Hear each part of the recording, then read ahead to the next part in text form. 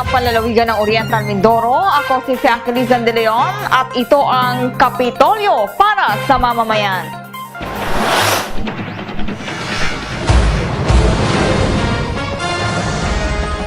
Sa ulo ng mga sumisikat nating balita, Pamahalaang Panlalawigan nakiisa sa pagdiriwang ng World Environment Day.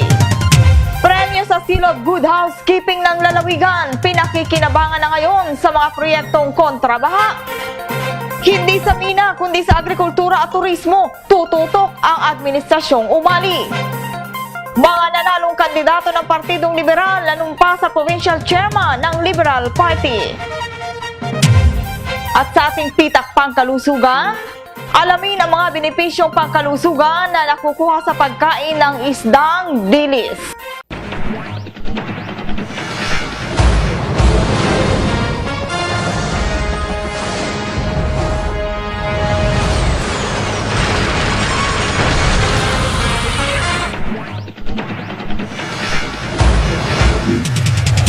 Sa detalye ng ating mga balita, simula nang umupo si Governor Alfonso V. Umali Jr., kapansin-pansing palaging nagiging tampok na gawain ng kanyang administrasyon ang pangunguna ng Kapitolyo at sama-samang pangangalaga sa kalikasan. At ang pinakahuli nito, muli na namang nagsama-sama ang mga kawani ng Kapitolyo sa pangunguna muli ng Punong Lalawigan bilang pakikisa nito sa World Environment Day celebration sa pamamagitan ng pagtatanim ng bakawan sa kahabaan ng aplayan ng Barangay Silunay. Ang mapalad na barangay na napili bilang pilot area ng Philippine Conservation International. Yan ang tinutukan ni Beverly Aguila. May mga probisyon ang Magna Carta of Women na hindi na isama sa Provincial Guide Code tulad ng mga usapin hinggil sa sports, marriage at health. Kinakailangan din magkaroon ng focal point person na tututok sa mga ganitong usapin. Ito ang ilan lamang sa mga natukod na kinakailangang maidagdag kapag natugunan ang kahilingan sa Sangguniang Panlalawigan na maamyendahan ang Provincial Guide Code sa ginanap na God Planning and Budgeting sa Parang Beach Resort noong Hunyo at 13 hanggang 14. Dinaluhan ang naturang gawain ng mga hepe at kinatawan ng iba't ibang tanggapan sa Kapitolyo. Natukoy dito ang mga isyong nakaapekto at nagdudulot ng diskriminasyon sa mga kababaihan tulad ng mas makapangyarihan sa bahay ang asawang lalaki kahit ang asawang babae ang naghahanap buhay at mas maraming sakripisyo para sa pamilya. Nakararaming bilang ng mga lalaki ng mahawak ng matataas na posisyon, hindi pagtanggap sa trabaho sa mga nadisgrasyang kababaihan sa kanilang pagkadalaga. Mas nakalalamang na paggamit sa mga kababaihan sa paggawa ng komersyal, partikular na mga alak at iba pang bisyo at marami pang iba. Ang pangangalaga rito ay pagtitiyak na rin sa kaligtasan at kabuhayan ng mga taga Silunay. Sa plaza ng barangay, isinagawa ang isang programa kung saan pawang binigyang diin ni na Gobernador Umali, Conservation International Marine Program Director Enrique Nunez, at Malampaya Foundation Incorporated Oriental Mindoro Project Manager Teddy Bolivar ang kahalagahan ng pagmamahal ang sa Magna inang Carta of kalikasan Women o MCW ay ang human rights law na naglalayong maiwasan ang diskriminasyon laban sa mga kababaihan sa pamamagitan ng pagkilala at pagbibigay proteksyon sa kanila. May taas ang karapatan lalo na ng mga nabibilang sa marginalized sector. Ay naman kay SP Secretary Diwata Felizanan, nakataglasan na ng ordinansa sa Sangguniang Panlalawigan hinggil sa Magna Carta of Women. Kasama sa provision nito ay niya ang karapatan ng mga kababaihan na mapabilang sa lupong tagapamayapa. August 25, ito po yung second anniversary. Isang taon na po. Kapag kao sa swerte tayo, baka po yung German Ambassador, Australian Ambassador, at yung ating pong Pangulong Pinoy, nandito po sa August 25, kasama yung Climate Change Commission. Ito po yung paghahanda sapagkat ito pong ating lugar. Ito po ang gusto nating pinaka main tourism site. Sa gagawing pag-amyenda sa Provincial Guide Code, inaasahang matututukan ang mga isyong natukoy sa mga serye ng pagpupulong hinggil sa MCW. Mapagtutuunan ng pansin ng mga local government units, magkakaroon ng focal point system at mga polisiya hinggil sa gender equality at maayos na plano ng mga hakbang hinggil dito. Sana po ituloy natin itong pagkakaisa na ito sapagkat napakarami pa po nating aasahan. So kung tininan po natin ang World Environment Day ay hindi lamang po June 5. ang World Environment Day o yung pandaigdigang araw ng kapaligiran ay dapat araw-araw natin isinasagunita dahil hindi pwedeng ipaghiwalay yung tao at ang kanyang kapaligiran. Kung kinakailangan alagaan niya, gagawa siya ng paraan para mapangalagaan yung lugar na yun. Ganon din po karamihan sa atin. Lalo-lalo na sa mga kabataan dahil nga araw-araw may World Environment Day, meron po tayong responsibilidad. Pero marami pong mga bata at mga kabataan na nandito, kayo rin din po ay may responsibilidad. Hindi namin ginagawa yung mga bagay na ito, yung pangangalaga sa environment, yung pangongolekta na ginagawa ngayon ng mga basura, para hindi ito makaapekto sa dagat. Hindi natin ginagawa yan para sa sarili natin, hindi lamang para sa araw na ito, kundi para din rin sa kinabukasan ng ating mga kabataan. Kami sa Manampaya Foundation ay may mga programa din para sa conservation program like yung ating Verde Island Passage Marine Biodiversity Conservation Program na covered ang 8 munisipalidad dito sa buong Oriental Mindoro para sa taong ito. Sa susunod na taon, i-cover naman natin yung ibang mga munisipalidad. Nagpapasalamat kami kay Governor Umali sa pagsuporta sa mga programang pinapatupad namin dito sa buong Oriental Mindoro at rest assured na kami po ay tutulong magpapatupad ng mga programa para sa mga Mindoreño. Daan-daang mga taga-Silunay din ang nakinabang sa isinagawang medical mission sa pangunguna ni Executive Assistant Dr. Marfeo E. Marasigan, OMPH Chief of Hospital George Palomaria, kasama ang mga doktor at iba pang medical personnel, kung saan nagkaloob ng libreng check-up, bunot ng ngipin at mga gamot sa mga taga-barangay. Isa ang 59 na taong gulang na si Ginang Valentina Bool sa mga mapapalad na nabigyan ng atensyong medikal at libreng gamot na luna sa kanyang idinadaing na pananakit ng baywang, ubo at sipon. Maraming salamat kay Governor Umali sa pagbibigay ng gamot ng medical mission dito sa Silunay. Nagkaroon din ng PhilHealth registration at mini trade fair kung saan itinampok ang mga gawang produkto ng mga kabataang taga-Silunay tulad ng souvenir items, cornic, chips at iba pa. Sa layunin namang maimulat ang mga mamamayan sa kahalagahan ng kalinisan sa kanilang pamayanan, isinagawa ang Isko Basura Coastal Cleanup kung saan nakuha ng Sitio Fairview ang first prize na 10,000 pesos sa pagkakaroon ng pinakamaraming naipon at nalinis na basura na umabot ng mahigit sa 2,000 kilo. Sinundan ito ng mga taga-Sitio Looban at Singalong sa ikalawa at ikatlong pwesto na may premyong 7,500 at 5,000 pesos ayon sa pagkakasunod-sunod. Tumanggap naman ng 3,000 peso consolation prizes ang mga taga-Sitio Berberabe 1, Plaza at Berberabe 2. Tinanggap naman ni Silunay Barangay Captain Benesio Vergara ang checkeng nagkakahalaga ng 50,000 piso bilang kabayaran sa itinanim na mangrove propagules ng mga kawani ng Kapitolyo na nagmula sa nursery ng sama-samang nagkakaisang pamayanan ng Silunay. Ang pagbebenta ng mga propagules ay isa lamang ngayon sa mga pinagkakakitaang kabuhayan ng mga taga-barangay na benepisyo mula sa programa ng pinagsama-samang pwersa ng SICAD, Conservation International at Malampaya Foundation Incorporated.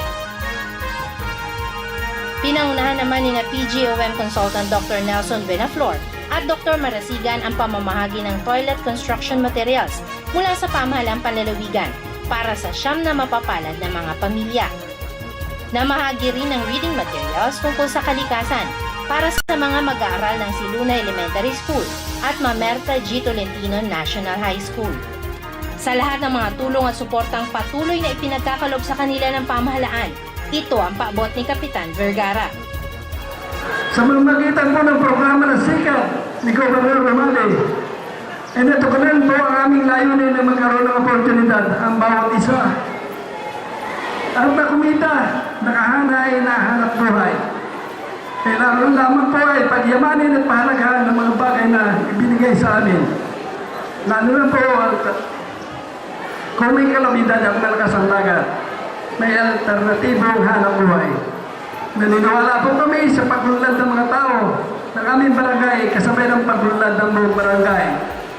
Ang pagdiriwang ng World Environment Day 2013 sa lalawigan ay magkakasamang itinaguyod ng pamahalaang panlalawigan sa pamamagitan ng Strategic Intervention and Community Focused Action Towards Development o SICAD, Conservation International, Malampaya Foundation, Pamahalaan Lungsod ng Calapan, Philippine Army at ng iba pang mga konsernadong ahensya at samahan.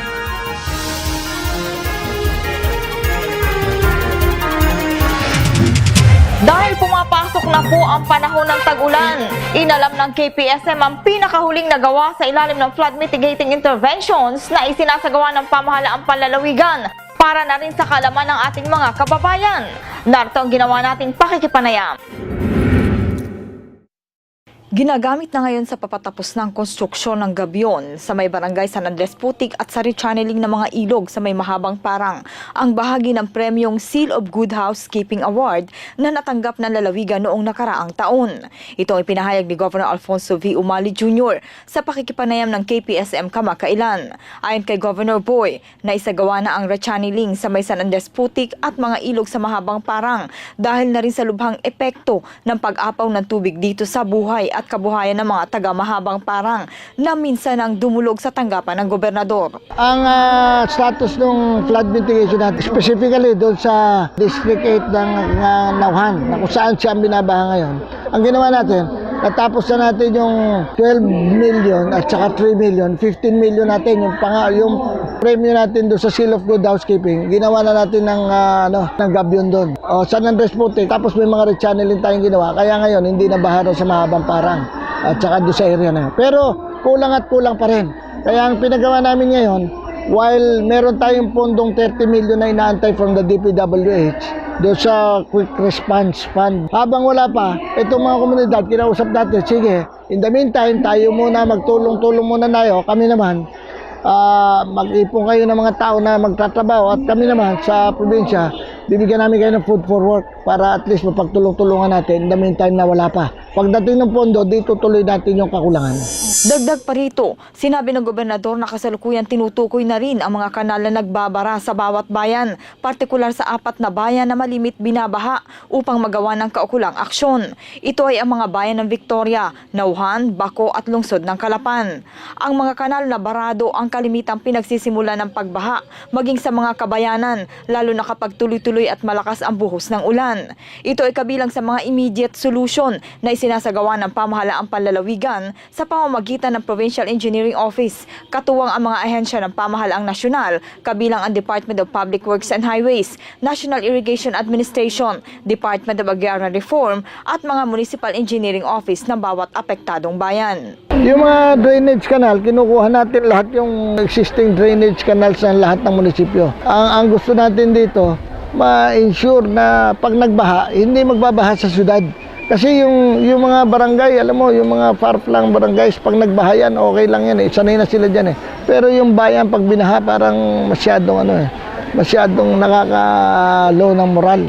So, ito yung tinututukan namin yan. Binibigyan namin ng pansin na at least, kunin yung existing mga barangays na, pag-aralan kung anong pwedeng gawin doon. At kasama namin yung DPWH, kasama namin yung NIA, kasama namin ng DAR, kasama namin para makita talaga ang Provincial Engineering Office, kasama namin ng Municipal Engineering Office at pinaplano namin lahat. Ayon pa sa gobernador, sa pagpapatupad ng mga mabilisang proyekto kontra baha sa mga barangay, sinabi niyang sisikapin niyang walang mangyayaring proteksyonan at pagkakanya-kanya dahil kung ang isang pinuno ng bayan ay mamimili lamang ng barangay na tutulungan at mawawalan ang talagang nangangailangan, mapipilitan siya anyang idirekta sa mismong barangay na nangangailangan ang pondong nararapat para sa proyekto. Again, kasama na naman yung komunidad dito. At saka wala nang proteksyon na nito. Hindi katulad dati, kausap lang natin, mayor ng Calapan, mayor ng kanya-kanyang gawa, DPWH may gawa. Ngayon hindi, coordinated lahat ng kilos natin dito. At while waiting for the long-term solution. Hinihintay na lamang ang deklarasyon ng pagiging no-go zone ng Oriental Mindoro pagdating sa usaping pagmimina. Itong ibinalita ni Governor Alfonso V. Umali Jr. kaugnay ng pagtulak niya sa Australia kamakailan upang dumalo sa isang mining forum. Ito ay binalita ni Governor Alfonso V. Umali Jr. kaugnay ng pagtulak niya sa Australia kamakailan upang dumalo sa isang mining forum. Ayon kay Governor Boy, maswerte pa ang Oriental Mindoro sa ibang lugar na target pagminahan dahil mataas ang kamalayan ng mga mamamayang Mindoreño hinggil sa panganib na dala ng pagmimina sa kinabukasan ng kasalukuyang henerasyon. Sa kanyang pagdalo, natuklasan niya anyang maraming lugar na ang nagkaroon ng pagmimina, subalit hanggang ngayon ay hindi pa rin umuunlad. At ang panandaliang alwan na ibinibigay ng mga ito ay nawawala na kapag natapos ang pagmimina maliban pa sa permanente nitong iniwang wasak na kalikasan. Pero yung mining, gusto ko balita sa inyo, pasado na yon. Yung ating 15-year small scale moratorium, okay na yun. So nakapasa na yun. Pero hindi tayo titigil doon, marami pa tayong gagawin. Nabalitaan pa namin na umattend kayo sa ibang bansa. Oo, nagpunta kami. Umattend kami ng mining conference. Kami ni Father Edo. Kasama kami ni Father Edo. Maganda yung nangyari sa Australia. Safe ang Mindoro kasi no-go zone tayo eh. Inaantay na lang natin yung deklarasyon na no-go zone tayo. Tapos, bawal naman dito sa atin. Sa halip na pagmimina, ang pagpapaunlad sa agrikultura sa pamamagitan ng pagpapalaki ng produksyon ng pagkain at ang pagpapaunlad pa ng turismo ang tututukan ng Administrasyong Umali. Sa katunayan, sinisimula na ang pagpaplano ng pagpapataas ng produksyon ng kalamansi, lalo pat ang Oriental Mindoro ang napiling pilot area ng pamahalaang nasyonal para rito. Sa turismo, nakalinya na rin ang pagpapagawa ng mga access roads sa mga tourist spots sa lalawigan tulad ng San Rafael Cave ng Rojas at ang Walang Langit Falls ng Gloria upang mas dumami at higit na makahikayat sa mga turista na mahilig sa kalikasan. Susunod! Mga nanalong kandidato ng Partido Liberal nanumpa na sa Liberal Party Provincial Chairman. Kinatawan ang ikalawang distrito at mga nanalong board members dito sumalang sa CPC Press Conference. Tutok lang ibibigay namin ang detalye ng mga balitang yan sa pagbabalik ng KPSM. You know my favorite program? KPSM is the best!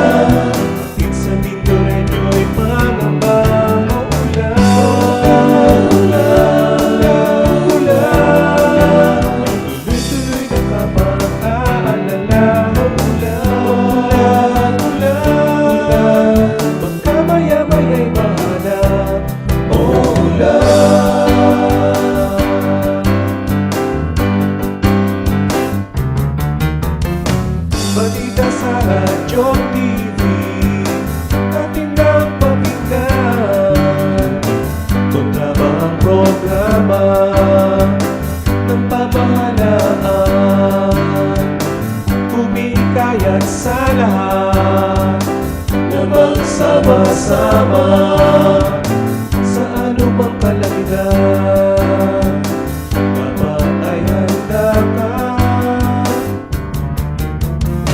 Manawagan sa mga nasa mababang lugar, sana na may huwag maging pasawa.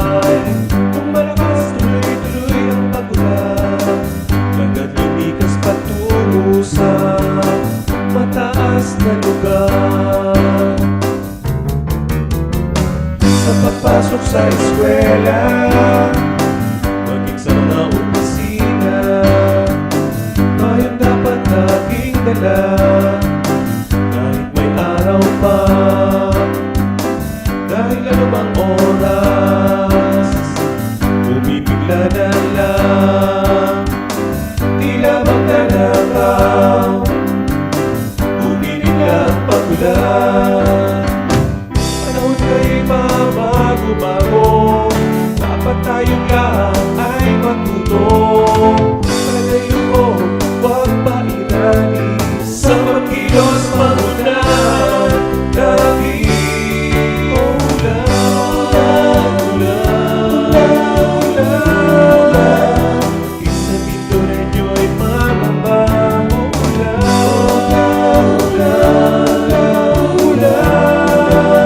Tuloy-tuloy na pamag-aalala.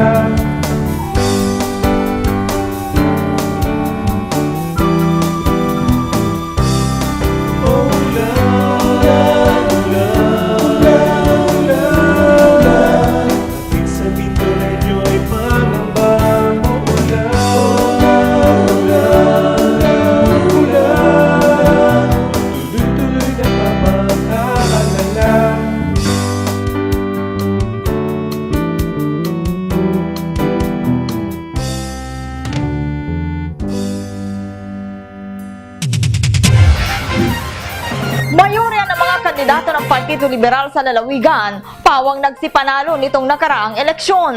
May mga barangay ding naitala na ang mga botante solidong bumoto sa mga kandidato ng Partido Liberal.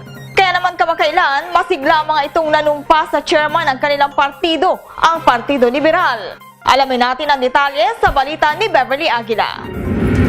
Bilang formal na pagtanggap sa iniatas na tungkuling maging mga lingkod bayan, nanumpa na sa kani-kanilang tungkulin ng mga nanalong opisyal ng Oriental Mindoro. Nanumpa sa harap ni Judge Manuel Luna para sa kanyang ikalawang termino ng pagiging ama ng lalawigan ng Oriental Mindoro, si Gobernador Alfonso V. Umali Jr. na unopposed candidate sa katatapos na May 30 national and local elections. Nanumpa rin ang mga nanalong miyembro ng Sangguniang Panlalawigan ng Oriental Mindoro at ang mga opisyal ng mga bayan sa lalawigan sa ilalim ng Partidong Liberal. Nanumpa sa harap ni Judge Luna ang mga maglilingkod na miyembro ng SP para sa unang distrito na sina Bukal Rafael Infantado, Bukal Ryan Arago, Bukal Juan Paulo Luna, Bukal Joji Malapitan at Bukal Apollo Ferraren.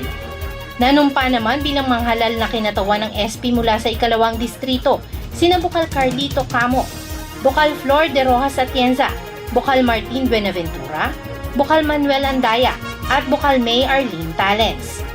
Kabilang din sa nanumpa sa kanyang ikalawang termino bilang Pangulo ng Philippine Councilors League Oriental Mindoro Chapter President, si Bukal Gideon B. Abuel mula sa bayan ng Bulalakaw. Ang mga nabanggit na kasapi ng SP ang magiging kabalikat ng pamahalang panlalawigan sa pag-ugit ng mga mahalagang hakbanging panlegislaturang nagtataguyod sa pangkalatang kapakanan at kagalingan ng mga mamamayan at ng lalawigan ng Silangang Mindoro. Mula sa kanilang hanay, babalangkasin, pag-aaralan at aaprubahan ang mga kinakailangang ordinansa at kapasyahang gigiya sa lalawigan tungo sa patuloy na kaunlaran at kasaganaan. Samantala nanumpa rin sa harap ni Gobernador Umali bilang mga bagong miyembro ng Partido Liberal, sina Bukal Malapitan, Bukal Talens at Bukal Andaya. Ang mga opisyal ng bayan ng San Teodoro at Puerto Galera ay kabilang rin sa mga nanumpa sa harap ni Gobernador Umali. Ayon sa gobernador, nasa 75% ng mga nanalong opisyal sa lalawigan ay mula sa Partido Liberal, na isang magandang senyales na maititiyak ang kaganapan ng mga pangarap na kaunlaran ng kanyang administrasyon para sa lalawigan. Na lahat ng mga hindi LP na particularly sa mga board members nagkaisa na, wala na majority, wala na minority, so lahat sumama na sa LP. So itong magandang naman ito, magandang kaganapan na naman sa atin ito, sapagkat ngayon titiyak natin na maisa sa ayos natin ang takbo ng lalawigan natin dahil wala na masyadong problema sa Binigyang diin niya na kritikal ang susunod na 3 taon upang maimaksimisa ang mga programa at proyektong makukuha ng lalawigan mula sa pamahalang nasyonal. Critical itong next 3 years, kailangan magtrabaho lahat ng sa ganun. Ma-maximize natin yung lahat na makukuha natin from the national government para mapalaki natin ito at saka ma-optimize natin at saka talaga magamit natin. Inilatag din niya ang mga mahalagang proyektong isa sa katuparan sa susunod na 3 taon ng kanyang termino. Next 2 years, sa DPWH ngayon, meron na tayong long-term development project ng World Bank na kung saan hindi na natin gagawin yung national highway. Sila na for the next 5 years. Sila na magme-maintain, sila na magpapagawa. At ngayon, kaya matutuunan natin matutuunan natin yung mga papasok na mga daan sa mga tourism destinations, tsaka yung sa mga farm to market roads, yung mga natin, pati yung mga provincial roads natin leading to national highway. So ito mapapagtunuan natin ng pansin yan. So marami tayong ganyan na yan. At kung mapansin nyo, yung sa 2nd district ay marami tayong mga dikes na mga protection dikes, marami tayong mga seawall, marami tayong mga river control na nagawa. Hopefully dito magawa rin natin yan. Kung dati-rati ang regular na press conference ng Capitol Press Corps ay isinasagawa sa loob ng Kapitolyo, sa pinakahuli nitong gawain, dumayo ang CPC members sa 2nd distrito upang alamin ano nga ba ang pinakahuling balita rito at ano-ano ang mga nakaplanong programang ipatutupad ng mga nanalong board members ng 2nd distrito pag-upo nila sa Hulyo 1. Nagbabalita si Patty Montales.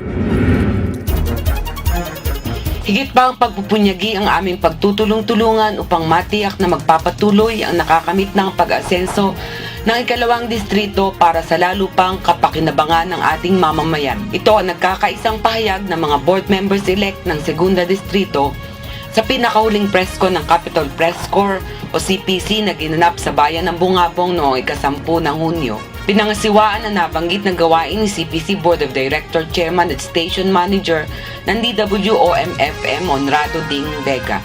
Dumalo sa naturang presko ng mga board member-elect ng 2nd distrito na pinangunahan ni Bukal Carlito Camo kasama sina Bukal Arlene May Talens, Bukal Flor de Rojas Atienza at Bukal Martin Buenaventura. Bagong board member sina Bukal Camo at Talens, samantalang nasa kanilang 2nd termino naman sina Bukal de Rojas Atienza at Buenaventura.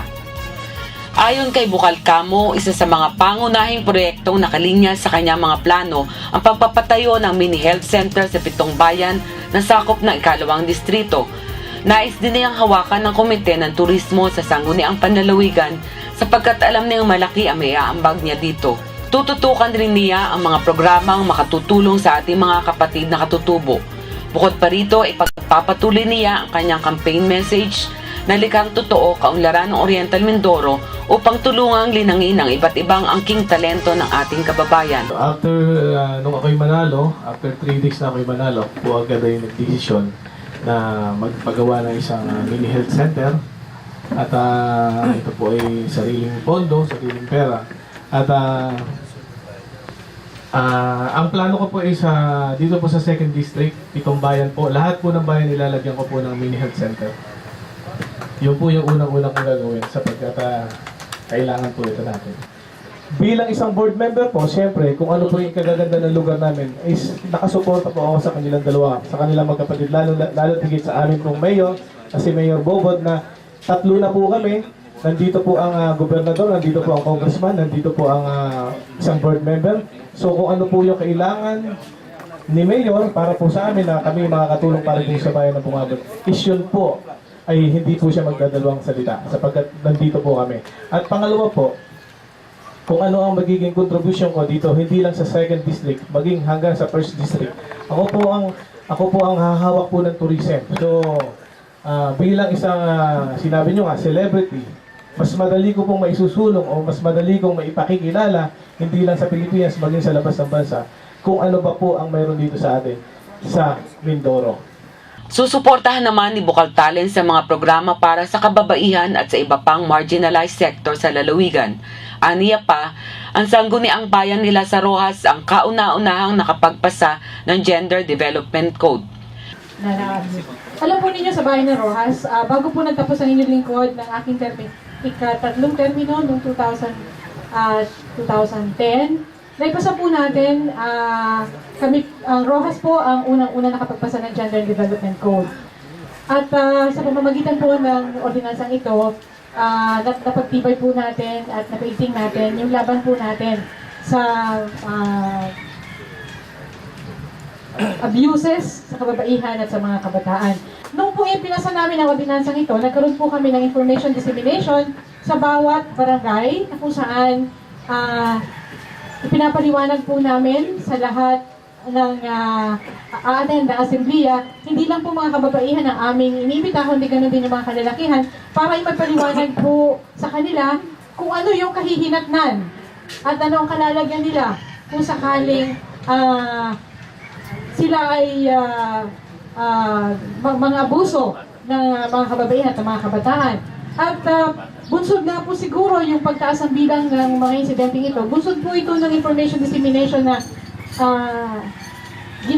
ginawa namin sa bawat barangay. Lumabas po yung mga insidenteng ito at nagkaroon ng lakas ng loob ang mga kababayan namin na makapagsuplong o makapag-ulat ng mga ganitong karahasan. Pagsisikapan din niyang makatulong na makahikayat ng mamumuhunan upang mabigyan ng dagdag na kabuhayan ang mga mamamayan. Pasasalamat din ang paabot niya sa CPC sa pagbibigay ng pagkakataon na makaharap sa ganitong gawain at sa lahat na nagkaloob sa kanya ng suporta. Samantala, taus-pusong pasasalamat naman ang pahayag ni Bokal de Rojas Atienza at Buenaventura sa tiwalang muling ibinigay sa kanila ng mga taga-Segunda Distrito sa pagkakahalal sa ikalawang termino. Ito po, Bukal Flor de Rojas Atienza po. Muli po nga nagpapasalamat po sa bawat isa, sa bayan po sa lalawigan ng Silangang Mindoro. At sa pangalawang pagkakataon po ay muli po nga nahalal na bukal ng ating lalawigan.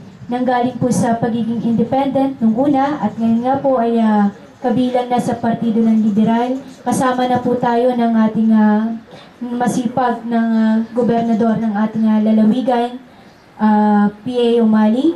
At kasama na rin po niya sa lahat ng mga programang nais bigyan ng pansin at palakasin dito sa lalawigan ng Silangang Mindoro.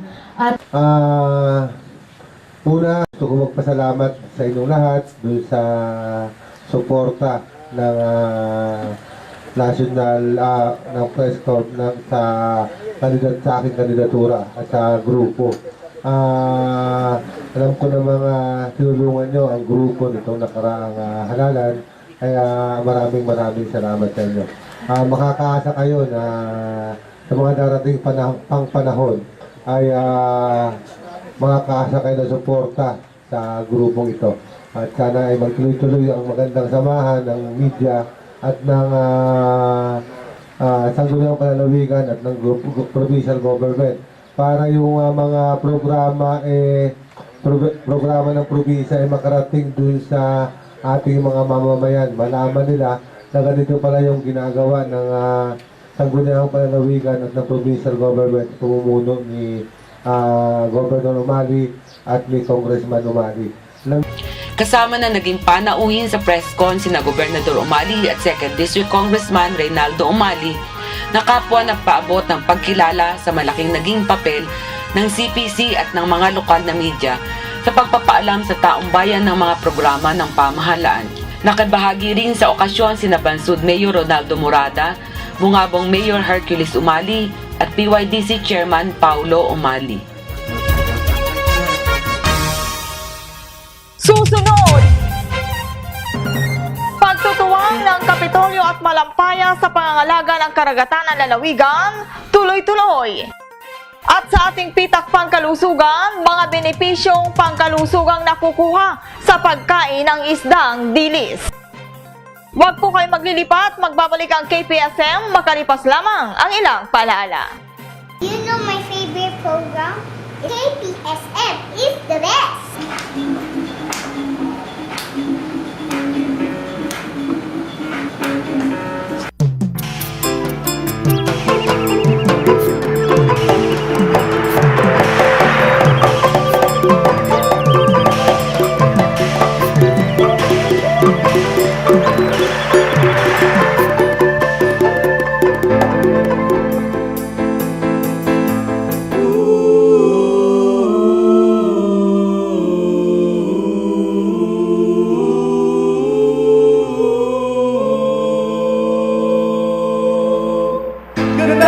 kasay sa pagkamamasdan. Matatag sa silang Mindoro, dito'y masisilayan. Ngunit ang mga ibon at sa lalong ngayong pakalaman. Pwedeng kabagiran kay gandang pagmasdan.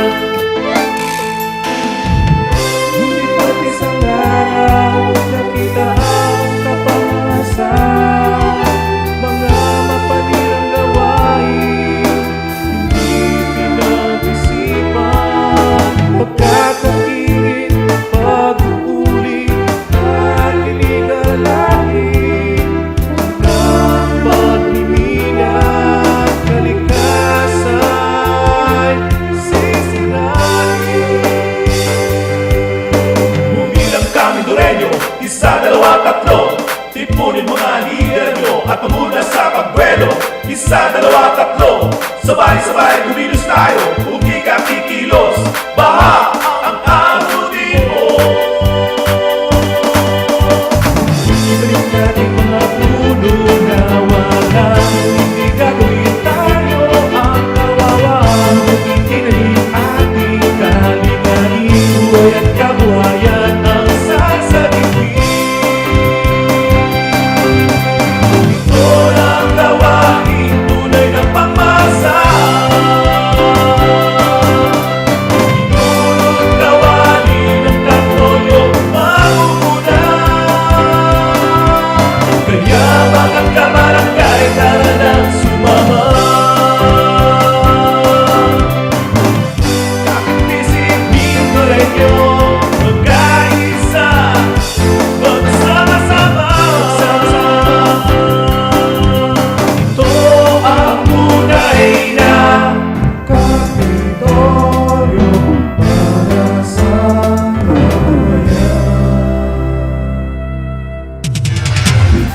Sa pagtataguyod ng pamahalaang panlalawigan na pangalagaan ng karagatan upang ang yamang dagat ng Oriental Mindoro ay mapanatili at mapakinabangan ng marami pang henerasyon, patuloy na nagiging katuwang nito ang Malampaya Foundation Incorporated sa naturang layunin. Alamin natin ang pinakahuling balita hinggil dito sa balita ni Ana Marie Reyes. Noong June 4, lumagda si Governor Alfonso V. Umali Jr. sa isang Memorandum of Agreement sa pagitan ng Kapitolyo at Malampaya para sa pagtutuwang sa implementasyon ng Integrated Coastal Area Management Plan ng lalawigan. Ang Malampaya ay kinakatawan ni Malampaya Executive Director Karen H. Agabi. Sumaksi dito sina Provincial Agriculturist Petronilo Dumailig at Malampaya Oriental Mindoro Project Manager Teddy Bolivar. Sa pamamagitan ng Resolution No. 1843-2013 na inaprubahan ng Sangguniang Panlalawigan sa pangunguna ni Vice Governor Yumerito Dolor, si Governor Umali ay nabigyang kapangyarihan na pumasok sa kasunduan sa Malampaya para sa implementasyon ng programa ng mga ngalaga sa karagatan. Sa ilalim ng Memorandum of Agreement, magkatuwang na itataguyod ng Kapitolyo at Malampaya ang pagsasagawa ng mga pag-aaral at pagsasaliksik na kailangan para sa mas epektibong pamamahala ng marine protected areas of fish sanctuaries na kaugnay sa disenyo ng Verde Island Passage Marine Protected Area Network. Magkatuwang din ang Kapitolyo at Malampaya sa pagpapaigting ng marine law enforcement at pagbubuo ng sustainable financing mechanisms para sa mga komunidad sa tabing dagat. Kaugnay nito, formal nang nanumpa kay Governor Umali ang Oriental Mindoro Reef Monitoring Team. Ang pagbubuo ng Reef Monitoring Team ay isa sa mga mahahalagang proyekto sa ilalim ng Integrated Coastal Area Management Plan ng Pamahalaang Panlalawigan na itinataguyod ng Malampaya at sa pakikipagtulungan ng USAID Peace Corps at Conservation International Philippines. Ang mga miyembro ng monitoring team na mula sa Pamahalaang Panlalawigan, Bureau of Fisheries and Aquatic Resources, mga pamahalaang bayan ng Puerto Galera, San Teodoro, Baco, Nauhan, Pola, Gloria at Bulalakaw ay sumailalim sa open water diving course at reef check monitoring training na isinagawa sa Anilao, Batangas at Puerto Galera. Ayon kay Pago Research and Planning Division Chief Marilyn Alcañeses, ang mga pagsasanay ng miyembro ng Reef Monitoring Team ay pinangasiwaan ng AB Wonder Dive at Reef Check Philippines. Ang Reef Monitoring Team ay may kompletong kagamitang pandagat kabilang ang compressor at diving gear na kaloob ng Malampaya. Ang Oriental Mindoro Reef Monitoring Team na pinamamahalaan ng Kapitolyo ang mangunguna sa masigasig na kampanya upang mapangalagaan ang mayamang karagatan at kalikasan ng lalawigan. Sila ang magtatasa, mag-uulat at magbibigay rekomendasyon sa kalagayan ng bahura. Prioridad na sukatin ng mga ito ang marine protected areas at ibang coral reef areas sa Verde Island Passage. Samantala, pinasalamatan ni Governor Umali ang Malampaya sa walang tigil nitong pagtulong sa mga programa ng lalawigan. Hiniling rin niya na sa patuloy na pagpapaprioridad ng kanyang pamunuan ng pangalagaan ng kalikasan at kapaligiran ay patuloy ring makiisa ang lahat para sa mas maigting at epektibong implementasyon ng mga programa para rito. At huwag po kayo mga mag-alala, priority po ng provincial government itong pagtataguyod at pangangalaga ng ating karagatan. At gusto natin i-preserve yung Oriental Mindoro. Hindi lang occidental ng whole island. Hindi lang sa agriculture at saka sa tourism na yun lang naman talaga ang paglaban natin. Pero buo na. Kasi pag nasira ito, wala na tayong magyayabang. Ito lang yung pwede nating sandalan. So, nagpapasalamat ako sa inyo at ngayon, marami na tayong magkakampi para patupad ito mga programa na ito. Sa ating pitak pangkalusugan, sinasabing ang isdang dilis ay pagkaing mahirap. Subalit kung ikukumpara ito sa lechon o adobong nangingintab sa taba, sa tingin natin, alin ang mas mapanganib na kainin? Alam nyo ba na ang dilis o ang isdang maliliit, sariwa man o tinuyo, lingid sa kaalaman ng marami ay di hamak na masustansyang kainin kumpara sa karne, lalo na kung puro taba. Panoorin natin ito.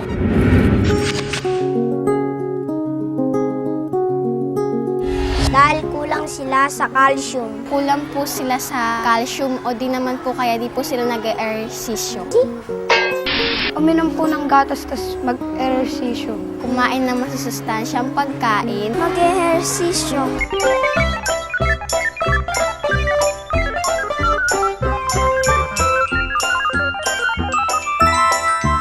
Calcium! Baka po kulang kayo sa calcium. Mahilig ho ba kayong uminom ng gatas? Naku! Ayaw namin ng gatas. Keso po. Ayaw din. Yun na nga! Kulang po kayo sa calcium. Pero, kung ayaw nilang uminom ng gatas o kumain ng keso, malaking problema to. Maliit na problema lang yan. Maliit po? Dahil napakaliit din ang solusyon. Napakaliit po. Bakit di kayo kumain ng dilis? Dilis? Ang dilis ay siksik sa calcium na nagpapatibay ng ating mga buto at ngipin. Kailangan natin ng pagkain tulad ng dilis. Dahil sa pananaliksik ng Food and Nutrition Research Institute ng Department of Science and Technology, 420 mg lamang ang calcium intake ng mga Pilipino sa isang araw. Samantalang ang recommended daily intake ng calcium ay 750 mg. Sa katunayan, isa lamang sa bawat 10 Pilipino ang nakakamit ng tamang dami ng calcium mula sa pagkain sa bawat araw. Marami sa mga Pilipino ang kulang ang kinakain sa pang-araw-araw at kadalasan mababa ito sa sustansya kagaya ng calcium. Ano po ba ang pwedeng gawin para tumaas ang dami ng calcium na makukuha mula sa pagkain? Bukod sa gatas at sa mga produktong gawa sa gatas tulad ng keso at mantikilya, mabuti ang kumain din ng maliliit na isda tulad ng dilis at tagunton para may sapat na calcium sa ating diet. Dahil maliliit ang isdang ito, nakakain natin kahit ang tinik at spine na siyang siksik sa calcium. Nakapagmerienda na ba kayo ng dilis? Okay ito. Sa halip na kumain ng sari-saring chichirya, mas mabuting kumain ng dilis dahil siksik ito sa calcium. Masarap na, nagpapatibay pa ng ating mga buto at ngipin. Ang karaniwang binibili natin sa palengke o grocery ay ang tuyong dilis. Kasi mas tumatagal ito kaysa sa fresh dilis. Kung fresh dilis naman ang gusto natin, may mga masasarap na lutuing pwedeng gawin dito. Pwede itong ihalo sa binating itlog at gawing torta. At pwede rin gawing okoy na may halong mga gulay. Pwede rin itong isaing na tinimplahan ng konting dinurog na kamatis o pinigang kamyas na sinabawan ng konting tubig. Ang tuyong dilis naman ay pwedeng prituhin. Lagyan ng sili o asukal para umanghang at tumamis. Pwede ring isahog sa munggo at sa iba pang gulay. Kapag isinabay ang dilis sa kamatis at itlog na maalat at dagdagan pa ng seaweed o halamang dagat, punong-puno na ito ng sustansyang makabubuti sa ating kalusugan. Ayon sa aking pananaliksik, ang dilis ay tinatawag na anchovy sa Ingles at ikan bilis o ikan teri sa Southeast Asia. Ang maliliit na isdang ito ay matatagpuan malapit sa tabing dagat. Ginagawa itong fish sauce o sausawan sa Vietnam at dito na rin sa Pilipinas. At ginagawang sabaw sa Korea at Japan. Sa Amerika at maging dito sa Pilipinas, ginagawa rin itong topping sa pizza. Paano nga ba pumili ng sariwang dilis? Dahil maliliit ang dilis at nagsisiksikan kapag hinuli, madaling magkalasog-lasog ang laman nito kapag itinambak sa banyera o mga balde. Malambot kasi ang kanilang laman kaya madaling malamog. Kailangang amuyin para malaman kung sariwa pa ito o kaya ay malapit ng mabulok. Kapag nagsisimula ng mabulok ang dilis, talagang mabaho ito. At tulad ng lahat ng isda, kapag makintab pa ang mga mata, ibig sabihin ay sariwa pa. Kailangang iluto agad ang dilis pagkabili nito o kaya ay ilagay agad sa freezer kapag hindi pa lulutuin. Ang malalaking dilis ay kailangan tanggalan ng bituka bago lutuin. Gawin din ito bago ilagay sa freezer. Kung paano lutuin ang paborito kong luto ng dilis, ang spicy and crispy dilis, maanghang at malutong. Kailangan natin ng 1/4 kilo ng dilis, isang itlog ng manok, 7 kutsarang cornstarch, 1/4 cup brown sugar, isang kutsarang iodized salt, kalahating kutsarang siling labuyo, at mantika. Batihin ang itlog sa isang lalagyan at ilagay ang asukal, iodized salt at sili. Tapos ay ilagay ang cornstarch at haluing mabuti para hindi mabuo ang cornstarch. Ibuhos dito ang dilis at halu-haluin hanggang sa mabalot sa mixture ang bawat isang dilis. Painitin ang mantika, tapos ilagay ang dilis. Pagkaluto ay hanguin.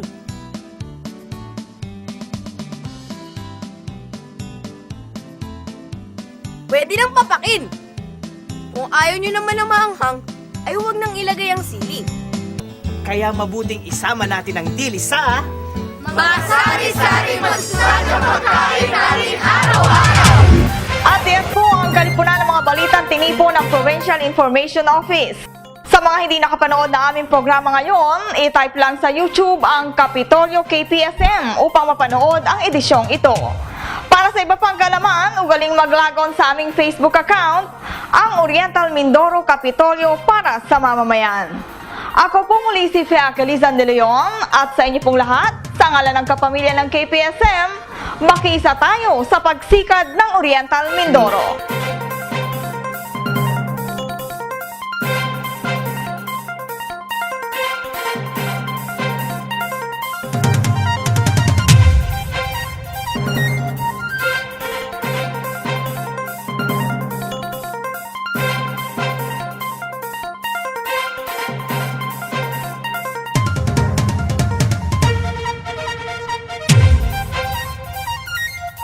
Thank you.